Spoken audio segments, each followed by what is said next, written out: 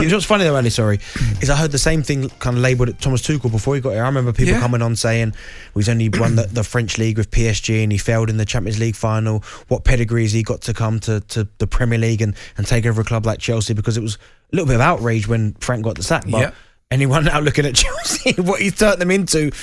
Incredible.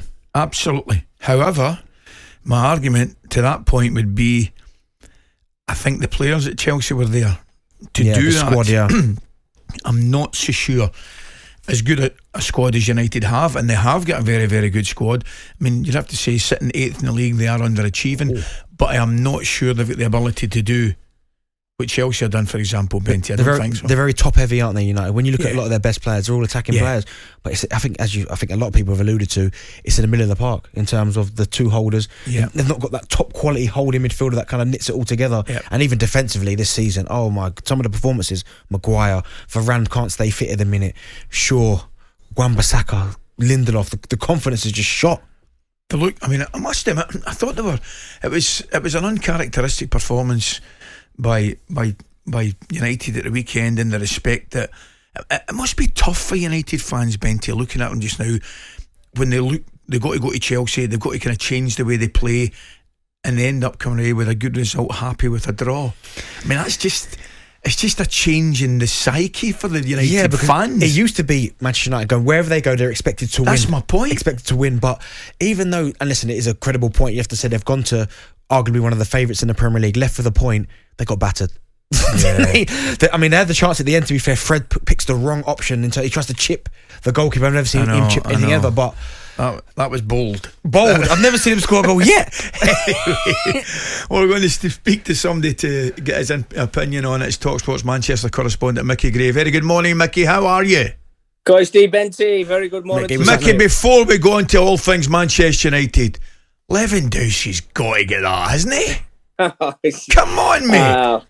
I mean, even Messi said himself, didn't he? I mean, it's just incredible how he's not won that. The amount of goals he's scored and how he's played over the last couple of seasons has just been phenomenal, really. But it was a surprise to everybody, but that's just the Ballon d'Or for you, isn't it? It's crazy. Well, that's what we said, mate. We're not happy with it. However, we're looking at the headlines in today's Mail. Rangnick fast. United fear he won't be in the dugout. He's waiting for his permit to be approved. So I think there's still a lot of interest in maybe 24, 40 hours ahead. But what are your initial thoughts, Micky, on the appointment? Well, it's a new face.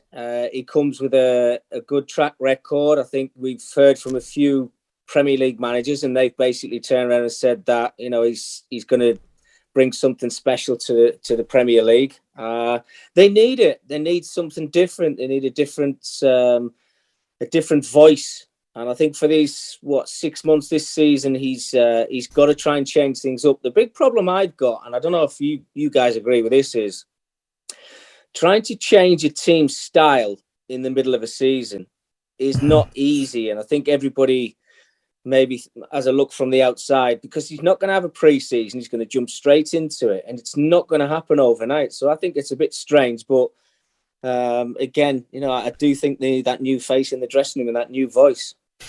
Micky, is it not a little bit of a concern in terms of he's only coached 2 years out of the last 10? Would he not be a little bit rusty? Oh, absolutely, Benty. I think you're completely right. I mean, his enthusiasm, from what I've heard, is still there, and he's obviously hungry, and he wanted to come and work in the Premier League. He's been given that opportunity, but as I keep going back to that, I just find it really difficult, because by all accounts he wants to play the pressing game, like we see from the top three sides in the Premier League, and that is hard to do, especially with that squad of players. And I think we obviously bring Cristiano Ronaldo into that conversation, because he can't do that. He's not going to be able to do it. But trying to emulate that in the next 2 or 3 weeks is a hard thing to do. Micky, that's what I was going to say. I don't know whether you agree or not. I'm looking at the United squad, and clearly they're underachieving. There's no doubt about that. 1 win in 5, sitting 8th in the league, not good enough. However, I think we're in agreement there is improvement in them, but I'm not so sure there's enough improvement. I don't think any coach is going to improve that current United side and turn them into title contenders, for example. I think there's a lot of work needing done in the transfer market.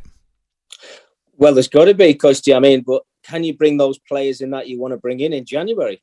because it's never a good transfer window for Man United. I think over the years, I think they've brought in 2 successful ones. But you're right.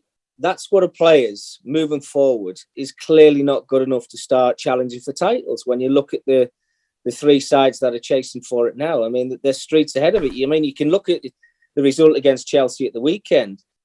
He can't play. I mean, Man United moving forward can't play that 11 every single week. You know, the midfield itself was set up to try and get a draw out of the game. I think, you know, the quality's got to be better. There's definitely positions that need improving. And that is really difficult to do in that January window. I mean, how much are you going to spend in January? It's not going to be 150 million quid, and that's probably what they need to go and spend. Absolutely. And Micky, when you look at obviously Ralph's kind of career, he's obviously very good. I mean, you hear people talk really highly about him in terms of developing young players, turning players, getting the absolute maximum amount of players. But this obviously is going to be a completely different task, because someone like, for instance, we go back to Ronaldo, he doesn't need coaching because he's kind of coming towards the end of his career. The likes of Bruno Fernandes, how is he going to deal with that type of player? Well, very difficult. But if they don't buy into his philosophy, then the big worry that they're going to have is those type of players are probably not going to make the starting 11. It's great that I think he nurtures younger players and brings them through, which is fantastic, and it's always happened at Manchester United. Players like Mason Greenwood, who got off to a decent start this season, but he's not been in the frame over the last 3 or 4 weeks, and that's a big worry for Man United at the minute as well, because I think he's such a talented player. And there's other young individuals who are in the team at the minute. I just don't see that squad, and I think you just touched on it before. I don't see how he can change them into a pressing team until you can make changes to that squad. Micky, I can't let you go without asking you. Sunderland, good away win at the weekend, mate. We're sitting, I think, 5th now after a kind of, I wouldn't say dodgy period, but I looked, we've got a couple of games in hand and 1 or 2 of the teams above us. How do you see it going, mate? I just think there's a little bit of experience missing from the starting 11, Coisty. But I went to watch them against Sheffield Wednesday about 3 or 4 weeks ago, and I really, really worried about them. I mean, they got beat on that evening. Yeah. But are they good enough to finish in that top 2? Because there's some good sides in that division now. I hope we are. Keep my fingers crossed. I mean, it's just been too long in League One, hasn't it? We need to get ourselves back into the Championship, and let's hope we can do it. Fingers crossed, pal. You have a good week. Thanks for coming Micky. on. Great to talk to you, Micky. Thanks. talkSPORT Breakfast with Laura Woods, Monday to Wednesday morning 6 till 10 on AM, on DAB, via the talkSPORT app and on your smart speaker. talkSPORT.